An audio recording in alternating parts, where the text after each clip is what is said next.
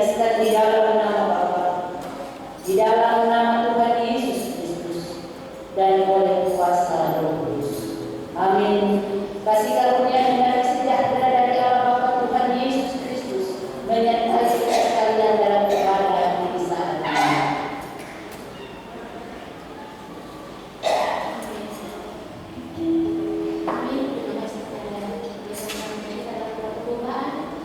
Masih ada sukacita di mana Tuhan?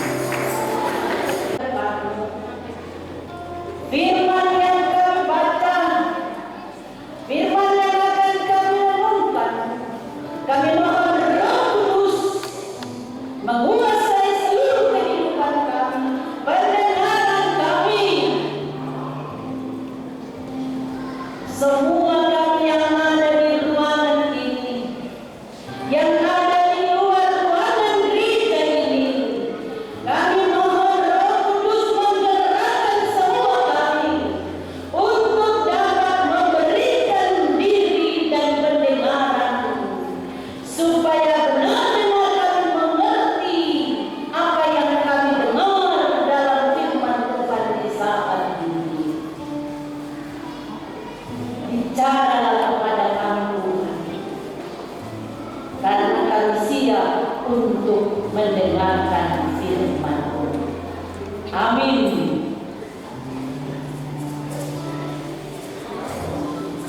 Firman Tuhan saya bawa dalam Yohanes pasal 14, ayatnya yang ke-38 sampai ayatnya yang ke-40.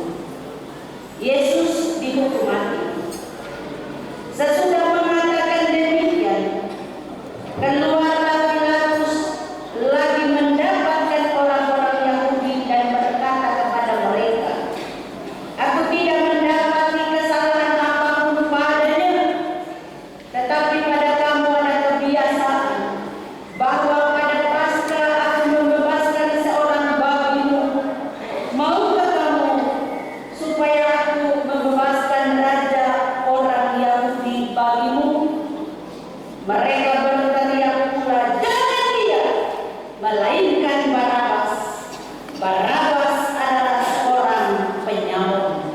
Demikianlah bunyi firman Tuhan. Bapak Ibu, saudara-saudari, anak-anak yang dikasihi Tuhan, kita berikan kemuliaan untuk Tuhan.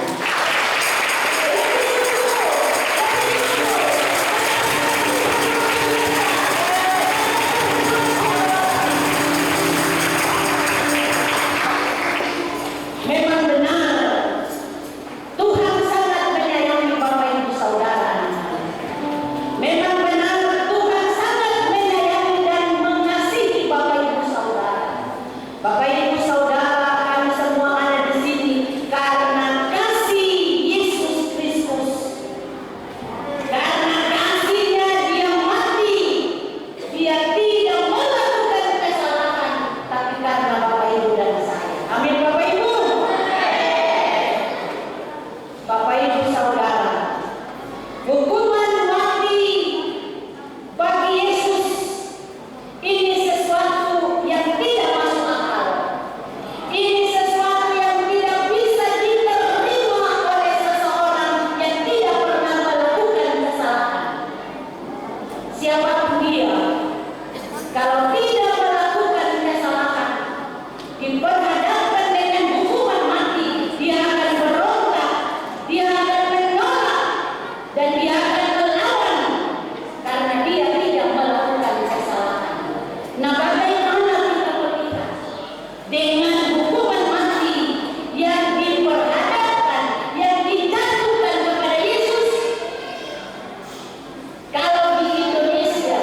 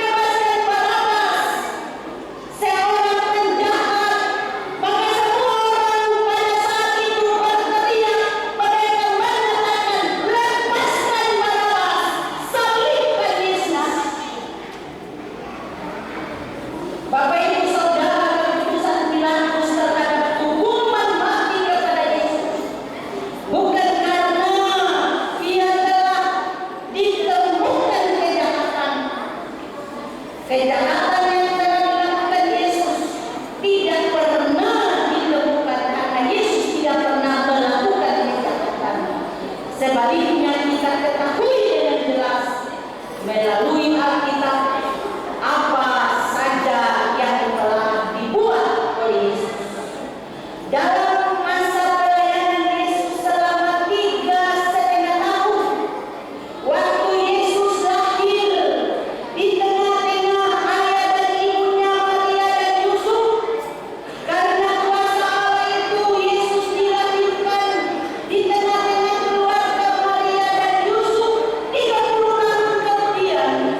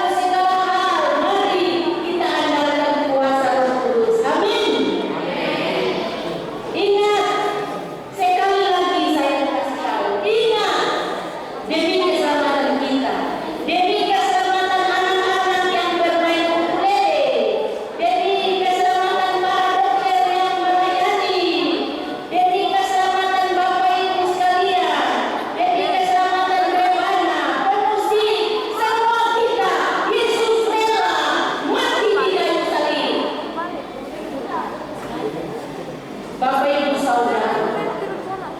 Ingat sekali lagi, demi keselamatan kita, dia yang tidak bersalah dituduh bersalah dan dijatuhi hukuman mati. Baiklah kita tidak lagi hidup di dalam dosa. Dosa apa saja yang biasa kita lakukan, dosa melawan orang tua, dosa melakukan hal-hal yang bertentangan dengan hukum Tuhan, dosa menipu, dosa-dosa yang tidak boleh dilakukan, seperti mencuri, seperti mengingini barang orang lain, mengingini yang punya orang lain. Anak-anak tidak boleh ambil orang tua, anak-anak tidak boleh tipu orang tua. Apakah di sini ada anak-anak suka tipu orang tua? Di antara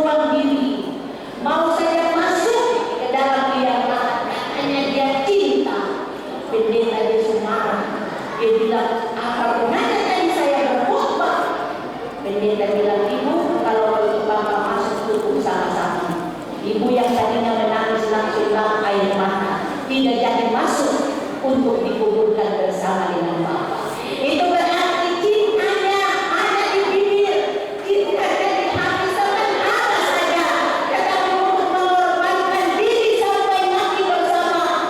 Ada pikiran yang harus muncul, karena kalau saya mati bagaimana saya mau anak, kalau saya mati bagaimana demi tanah. Jadi berpikir macam-macam. Tapi lihat Yesus Kristus, dia tidak berdosa. Dong siksa dia. YouTube, TikTok bilang begini, Yesus pun darah tercurah 3 liter, paku 3 buah terkancam di tubuhnya.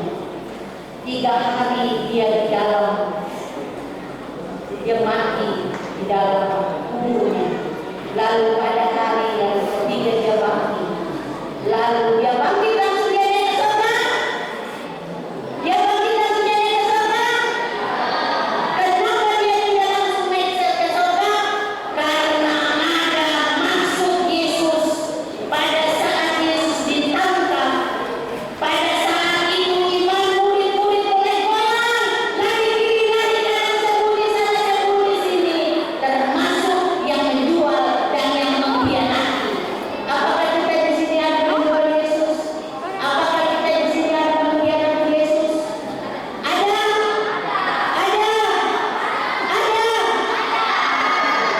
Baiklah, anak-anak bilang tidak, tapi orang tua bilang ada. Mengkhianati itu banyak. Mengkhianati Yesus saat ini adalah pada saat kita mengaku bahwa kita adalah pengikut Tuhan Yesus. Pada saat kita sini, kita bilang kita setia, tapi setelah selesai sini, tidak pernah masuk gereja. Sini bapak-bapak katanya.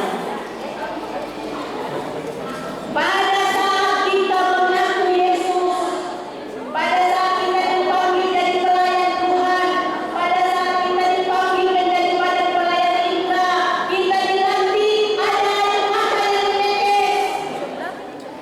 Apakah kita setia dalam menjalankan tugas? Kalau tidak setia, mari kita setia mulai dari besok. Amin. Kalau setia, mari mulai besok kita setia, kita taat, kita melakukan panggilan kita, karena panggilan tidak terulang. Yang setia bisa panggilan ulang, tapi yang tidak setia akan jatuh dan gugur dan tidak akan